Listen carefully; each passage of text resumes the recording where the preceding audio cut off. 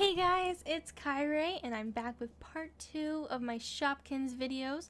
Part 1 was the inking of this little apple blossom Shopkin, and this video I'm coloring it in with Copic markers. If you're interested in knowing which Copic markers I'm using, that will be listed down below in the description. If you're not already, subscribe to my channel so you can watch more of these videos that are soon to come. And you can follow me on all of my social media. It will be linked at the end of this video and down in the description. So I'm really new to Copic markers. I've only had them for a month, maybe a little longer, but we'll go with a month. So I'm not really confident with coloring with them and shading and shadows and highlights, and so I tried to use the colorless blender to like lighten things up, and it was not working out, so I scratched the idea and eventually I just fill in the shoes.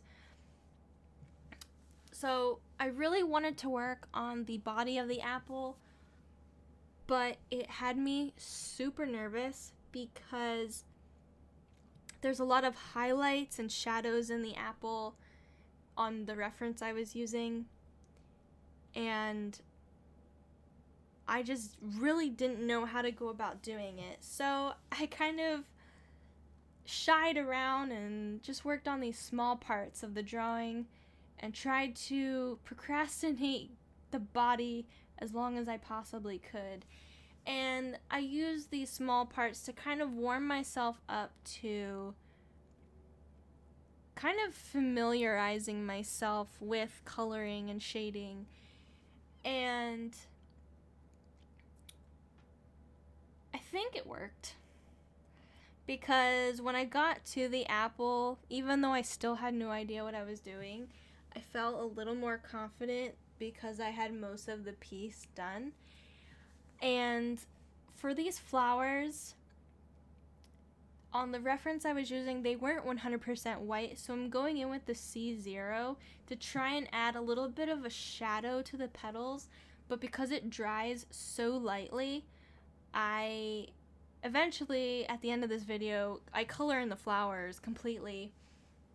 That way, they're kind of a really, really light gray, almost white, but not white like the paper, because I don't like the negative space of the drawing being the same color as the drawing itself. Like, I want the entire drawing to be its own entity.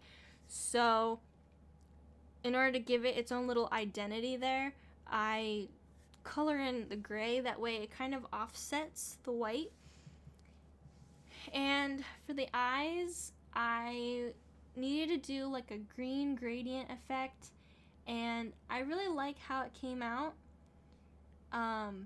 But I forgot to leave space open for the whites of the eyes, because on the reference drawing there's whites in the eyes, and I just colored the whole thing.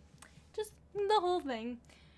So at this point, I kind of scratched the reference photo because I already realized I wasn't going to be able to do all of the highlights, because these are really hard highlights, and the brush tip of the Copic markers is like a medium size, so getting really, really fine details is kind of hard, and this drawing is pretty much smaller than my palm, and so these very fine details don't allow for a lot of error, so like in certain spots the color bleeds into other colors. I don't really think it's that noticeable unless you like really look, but it does happen. So I picked out all the colors I wanted to use and I start applying them, and all of this like hesitation is building up on the body of this apple. And I don't know, like I feel like the apple turned out really well. Like, even though I kind of had to like change a lot of things based off of the reference photo, I really like it, and I'm excited to do the other Shopkins.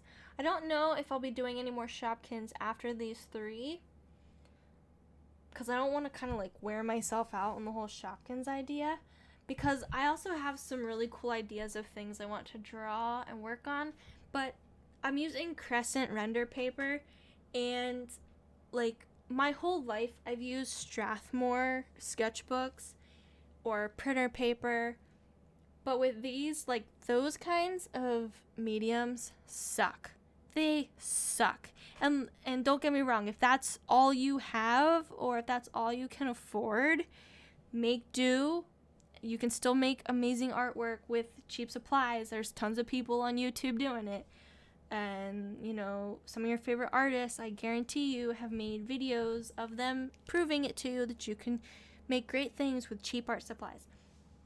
But if you have the money and opportunity to switch to Crescent render paper, please do it, because it is the best paper I have ever used in my entire life, and I will never buy anything else ever again unless someone ends up making something better. But the likeliness of that is very low, so Crescent render paper, congratulations, you have now earned yourself a loyal customer. So I bought the paper and was really excited to use it, and so this is like the first set of drawings that I'm gonna be using on my new paper. The thing that sucks though is that, like, the binding of the paper, like, the paper doesn't rip out because it's all kind of like glued in and like folded in. So if I rip it out, it's gonna rip out like 20 sections of paper, and I don't really want to ruin the book. But because I'm left-handed, the spine of the book gets in my way. So I naturally turn the canvas a lot because I can't sit there and just keep a paper still. I have to turn it and get like different angles and stuff. So I apologize if and when the apple goes out of frame or is in an awkward position like right now. I need to like figure this whole camera thing out because I'm like really bad at it. So my desk is an L shape and my computer is in like the middle of the L. I keep all of my art supplies on the left side of the L, and then I draw and work on stuff on the right side of the L, and then my camera and lighting is off to the right of that, and my desk is up against the wall. So I'm actually considering pulling everything out and setting the tripods and stuff like in front of my desk to look down at whatever I'm working on. That way I can kind of have like a comfortable angle for everything that I'm doing, and I can still turn my canvas and whatnot and not have to have these awkward positions on the screen.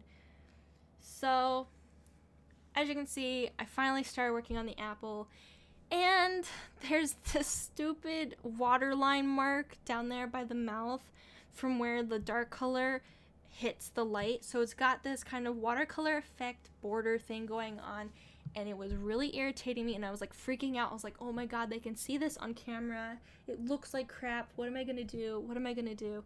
So I go back in with more color. I'm like, okay. We can just fix this. We'll just go in with more color. It'll be fine. They won't know. And then I was like, oh no, the apple's gonna be way too dark. Like, I'm not gonna have any gradient. There's gonna be no shadow and highlight. It's just gonna be horrible. And then I have like the apple blossom letters there. So trying to create this highlight that I was simulating was kind of difficult because the letters were in the way of where I wanted to make the highlight. And because I was having these watercolor kind of drip spotty sections, I didn't know what to do. And I was like, is it the way I'm applying the color? Is it the color evaporating before I lay down more color? And they're just kind of disturbing each other. Is it the paper I'm using? Like the paper that I just got done praising 5 minutes ago, was it kind of crappy paper all of a sudden? But I looked, and the paper says that it is non-bleed paper, and I looked at the back of the sheet and there was no bleeding at all. Every other paper I use bleeds through. This is the only one that doesn't. But damn that stupid watercolor. If you have any tips and tricks on how I can eliminate that from happening, please tell me. Do I just need to go faster with applying the color? Because that's a big area, so it's kind of impossible to get from point A to point B without some of it drying. But I kept trying to go in with color, and I think it turned out pretty okay for the most part. Like, it's not perfect. If you look real closely, there's still some spots, but honestly, my favorite part of the apple are actually the leaves, and that's what I'm working on now. And I've been watching a lot of YouTubers showcasing their techniques. So there's this flicking technique, which I tried to incorporate throughout this piece, and my leaves, I feel like my leaves executed color usage, technique, shading in the most perfect sense as possible in terms of my experience. So I lay down the first color, and then I grab a middle color, and then I grab my darkest color, and then I go back in with the lighter colors. And honestly, the leaves of the apple are my favorite part of the drawing. Like, I don't even care about the drawing anymore. The leaves are like what do it for me. Like, the leaves are my favorite part, and this was a really great learning experience for me, and I'm hoping as long as I keep practicing, it'll look better and better and better. But man, that apple, oh, this got me so nervous, because you can still see the sections, and you can only go over the apple so much until it's just gonna look stupid. Like, when you overwork stuff, it just looks bad. But anyways, this is the apple, and the drawing is just about complete. I'm just finishing up these flowers real quick because I still felt like they were really light. And all we've got left to do is color in those lovely little letters, and our little apple blossom's done. So thank you so much for watching this video. Feel free to subscribe to my channel if you'd like to see more of my videos and future uploads. And I will see you guys next time. Bye!